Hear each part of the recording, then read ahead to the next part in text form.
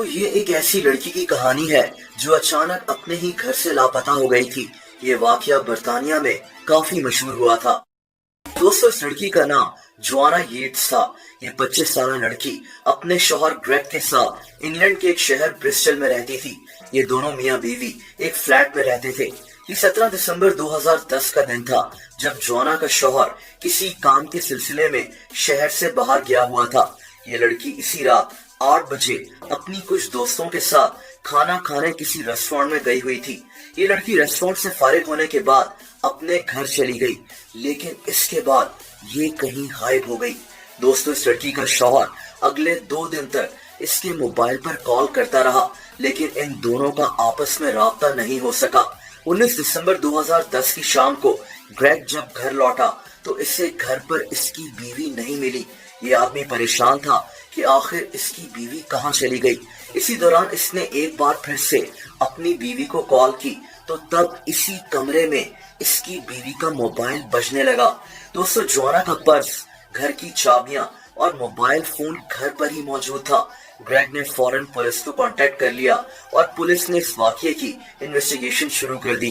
दोस्तों कई दिन गुजरने के बावजूद इस लड़की के बारे में कोई भी सुराग नहीं मिल सका। जोआना के लापता होने का एक केस बर्तानिया के मीडिया में काफी फैल चुका था और पुलिस के लिए इस लड़की को ढूंढना एक चैलेंज बन चुका था। इस केस की छानबीन के लिए पुलिस ने 80 लोगों की एक टीम तैयार की।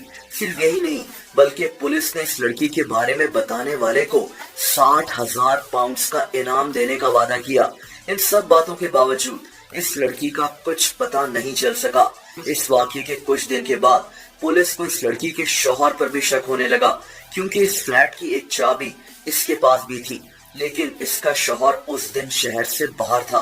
ग्रेग ने पुलिस को बताया कि इसके घर की एक चाबी इस फ्लैट के मालिक के पास भी है। पुलिस ने इस फ्लैट के मालिक से भी पूछगछ की, लेकिन इनके हाथ कुछ नहीं लगा। दोस्तों इसी दौरान पुलिस ने जोआना के फ्लैट से 3 फ्लैट्स दूर एक और आदमी विंसेंट तबाक को भी पुलिस स्टेशन बुलाया। ये 32 साल का आदमी एक इंजीनियर था, लेकिन पुलिस को इस पर भी कोई शक नहीं हुआ। खैर पुलिस ने जोआना के फ्लैट के आसपास रहने वाले सभी लोगों के डीएनए सैंपल्स ले लिए। इसी दौरान इस लड़की के मुतालिक एक अफसोसनाक खबर सामने आ गई। दोस्तों 25 दिसंबर 2010 के दिन पुलिस को इस शहर से कुछ दूर एक जंगल से इस लड़की की डेड बॉडी मिल गई। आप ये बात जानकर हैरान होंगे कि ये डेड बॉडी 8 दिन से बर्फ में जमी हुई थी। दोस्तों पुलिस इस सवाल का जवाब ढूंढने में लग गई कि आखिर ये लड़की अपने फ्लैट से इस जंगल तक कैसे पहुंची। जोआना की इस पुरस्कार मौत का केस बर्तानिया में काफी मशहूर हो गया था। दोस्तों अगले 26 दिन तक डॉक्टर्स की एक टीम इस लड़की की डेड बॉडी पर रिसर्च करती रही। इस लड़की की पोस्टमार्टम रिपोर्ट से पता चला कि इस लड़की को टॉर्चर करने के बाद गला दबाकर कत्ल किया गया है। अब पुलिस ने इन्वेस्टिगेशन के दौरान हासिल किए गए सभी डीएनए सैंपल्स को इस डेड बॉडी के साथ मैच करना शुरू कर दिया। बिलाखिर 20 जनवरी 2011 को इस लड़की की डेड बॉडी से एक आदमी का डीएनए मैच कर गया।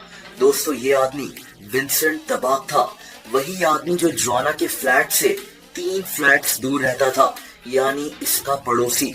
इस खबर के मिलते ही पुलिस ने इस आदमी को ढूंढना शुरू कर दिया। कुछ दिन के बाद पुलिस ने विंसेंट को इसके वालिदैन के घर से गिरफ्तार कर लिया। विंसेंट से 2 दिन तक पुलिस पूछगछ करती रही और बिल आखिर इसने अपना जुर्म कबूल कर लिया। विंसेंट की दिमागी हालत इंतहाई अजीब थी। इसके मुताबिक जोआना ने इसको पड़ोसी होने के नाते चाय पर घर बुलाया था। इनकी किसी बात पर लड़ाई हो गई और विंसेंट ने जोआना का गला दबाकर इसको कत्ल कर दिया। इसके बाद इसने इसकी लाश को जंगल में बर्फ के अंदर डंप कर दिया।